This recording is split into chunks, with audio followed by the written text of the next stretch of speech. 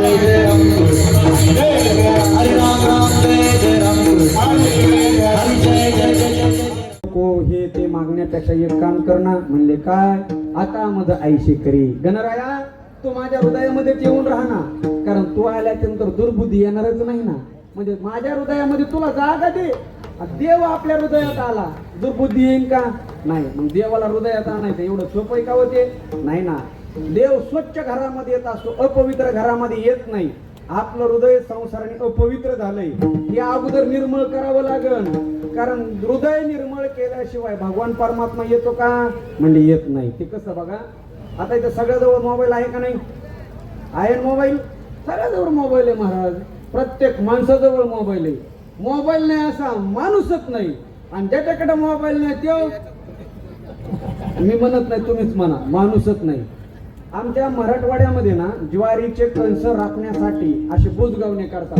पाखरं कंस खाऊ नये म्हणून एका माणसाने असे 2 बुजगावणी केली बुजगावणी आणि त्याला असे पांढरे कपडे घातले मडकं घातलं दाढी मिशा काढल्या आकाशातून 2 पक्षी चालले एक पक्षी दुसऱ्या पक्षाला म्हणला अरे चल ना खाली काय ज्वारीचे भारी कंस आहेत दुसरा म्हणला नको नको ते काय 2 माणसं दिसायलेत अरे ते म्हणला माणसं नाहीत ते बुजगावणी म्हणला कसं काय ओळखलं म्हणला त्यांच्या हातात मोबाईल कुठे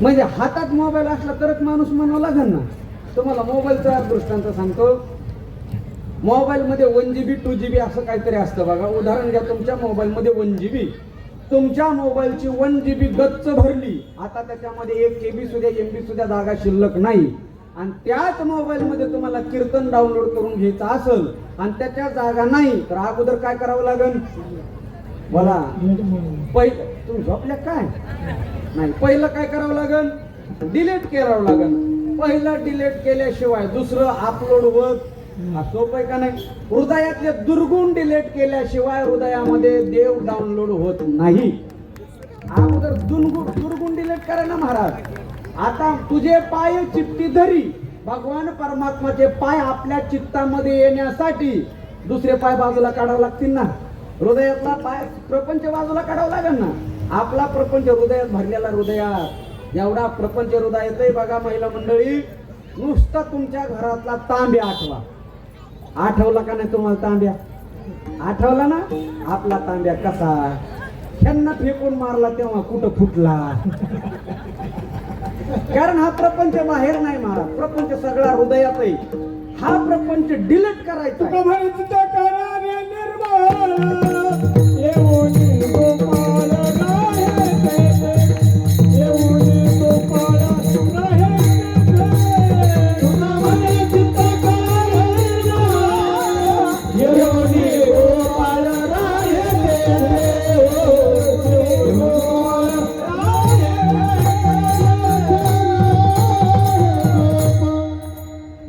म्हणतात तो काय म्हणे चित्त करावे निर्मळ येऊन गोपाळाला आहे ते गोपाळाला हृदयामध्ये राहण्यासाठी अगोदर चित्त तर निर्मळ करावं लागेल चित्त निर्मळ केल्याशिवाय देव येत नाही देव हृदयामध्ये येतो जेव्हा आपण हृदयामध्ये देवाला जागा देतो देव आपल्याला त्याच्या हृदयात जागा देतो का देतो महाराज फक्त भक्त कसा असला पाहिजे ऐका बरं का भागवताच्या 10म स्कंदातला गोड प्रसंग देव आपल्याला त्याच्या हृदयामध्ये कशी जागा देतो खूप महत्वाचं आहे सकाळी सकाळी भगवान श्रीकृष्णाला कुठेतरी कामावरती जायचं होतं भगवान श्रीकृष्ण रुक्मिणीला म्हणतात अगं रुक्मिणी काय नाश्त्याला वगैरे झालंय का काय झालं देवा अरे मला जायचंय कामासाठी काय झालं असेल तर दे रुक्मिणी म्हणले देवा मला अगोदर तुम्ही काय कल्पना दिली नाही मी काय स्वयंपाक केला नाही सत्यभामेकडे बघा काय झालंय का देव सत्यभामेकडे गेले तिकडं काही नाही कालिंदीकडे गेले तिकडं काही नाही असं होतं महाराज कधी कधी 2 सुगरणीन खिचडी आणली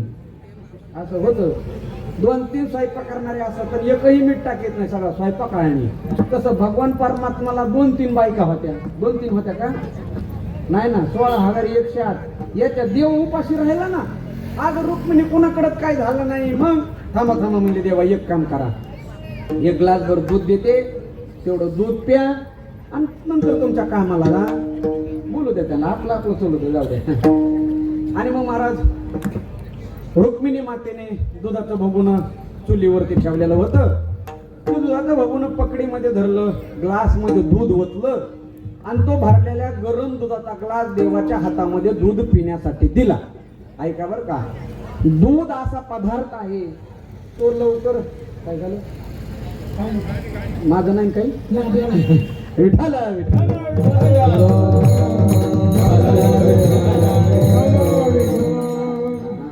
कुठं राहाल तुम्ही गरम दुधापर्यंत, कारण दूध कोणीच विसरत नाही. ऐका, तो गरम दुधाचा ग्लास भगवान श्रीकृष्णाच्या हातामध्ये दिला. दूध गरम होत.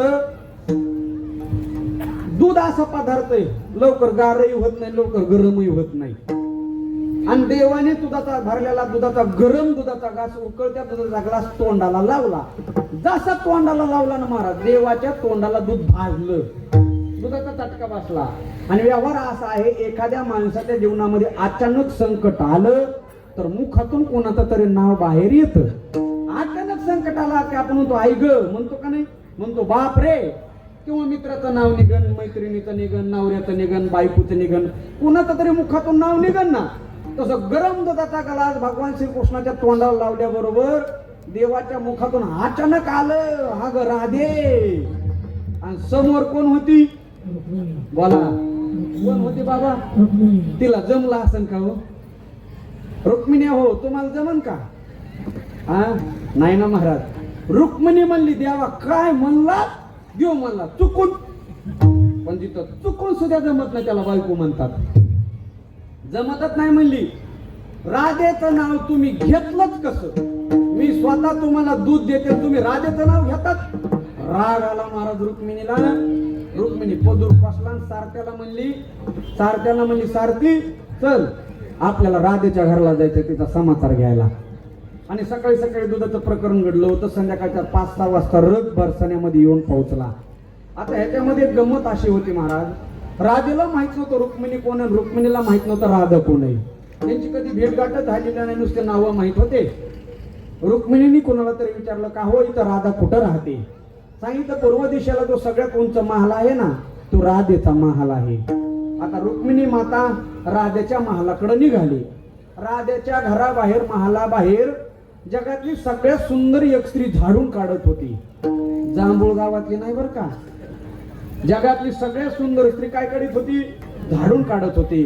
रुक्मिणीने तिला पाहिलं आणि तिला वाटलं जी आरती एवढी सुंदर आहे ती आरती कोण असली पाहिजे, राधा असली पाहिजे. रुक्मिणी म्हणली का हो तुम्ही राधा का? ती म्हणली नाही बाई मी कशाची राधा, मी तर राधेची दासी. एवढी सुंदर म्हणली हो. राधा कुठे आहे म्हणली राधा आतल्या खोलीत आहे. बाहेर जेवढी सुंदर होती ना त्याच्यापेक्षा आतमधली 10 पटीने सुंदर होती. आणि खरंच सांगतो ते सौंदर्य नॅचरल होतं, ब्युटी पार्लर मधलं नव्हतं, लांबी लावलेलं भावया कापलेलं. नॅचरल ओरिजिनल सौंदर्य होतं महाराज, ते ओरिजिनल. एकापेक्षा एक राजाच्या 8 दाशा सुंदर होत्या. किती? 8. मग राधा किती सुंदर असं नो. ऐका बर का, ज्या वेळेला रुक्मिणी मातेने 8व्या खोलीमध्ये प्रवेश केला ना, खोलीमध्ये सर्वत्र मंद मंद अंधार झालेला होता आणि थोडासा प्रकाश येत होता. त्या प्रकाशामध्ये कोणीतरी एक पातळ वस्त्र पांघरून बसलेलं दिसलं. तिला कोण होतं माहित नव्हतं, कारण सगळं अंग झाकलेलं होतं. आतमध्ये पुरुष आहे का स्त्री आहे काहीच माहित नाही, सगळं अंग झाकलेलं होतं. त्यावेळेला रुक्मिणीने विचारलं का हो तुम्ही राधा का? त्या स्त्रीने उत्तर दिलं हो मी राधा आहे. राधा काही बोलणार, तेवढ्याच रुक्मिणीने प्रतिप्रश्न केला म्हणजे पण का हो बाहेर एवढ्या स्त्रिया आहेत आणि तुम्ही अंधाऱ्या खोलीमध्ये असं अंग का झाकून घेतलंय, तुमचं शरीर उघड का नाही, तुम्ही अंगावरती पातळ वस्त्र का झाकून घेतलंय. ऐका ना, राधेने उत्तर दिलं. राधा म्हणू लागली रुक्मिणीला काय सांगू बाई, आज गोकुळामध्ये कोणीतरी एका रुक्मिणीने कोण म्हणती राधा, कोणाला म्हणती तिला माहितच नाही ना ही कोण आहे. तर काय सांगू बाई, आज गोकुळामध्ये कोणीतरी एका रुक्मिणीने माझ्या श्रीकृष्णाला गरम दूध प्यायला दिलं आणि मी त्याच्या हृदयामध्ये राहत असल्यामुळे माझ्या शरीराला फोडा आले. महाराज ज्या वेळेला रुक्मिणीने राधेच्या शरीरावरचं वस्त्र बाजूला केलं ना तर राधेच्या शरीराला दूध भाजलेले बारीक बारीक फोडा आले होते. तिकडे भगवान परमात्मा गरम दूध पितात तर इकडे राधेच्या शरीराला फोड येतात. याला म्हणायचं देवाने आपल्याला हृदयामध्ये जागा देणार. तुकोबारे म्हणता देवा जशी तू त्या राधेला जागा दिली, जशी जनाबाईला जागा दिली, जशी मीराबाईला जागा दिली ना, तशी मला तुझ्या हृदयामध्ये जागा दे ना. याला म्हणायचं तुझे पाय चित्ती धरी, मी तुझे पाय चित्तामध्ये धरतो, पण मला तिकडे जागा दे ना. देव आपल्याला जागा देतो, पण भक्त तसा असावा लागतो महाराज. देव ही भक्ताची भक्ती करतो, असं नाही की आपण देवाची भक्ती करतो. आपला देव देव, मग देवाचा देव कोण? भक्त. भक्त माऊली म्हणतात पाहे पा प्रेमाची वार्ता, जे अनुवादी ती पंडू सुता, ते मानू परम देवता आपुले आम्ही. देवाचा देव कोण आहे?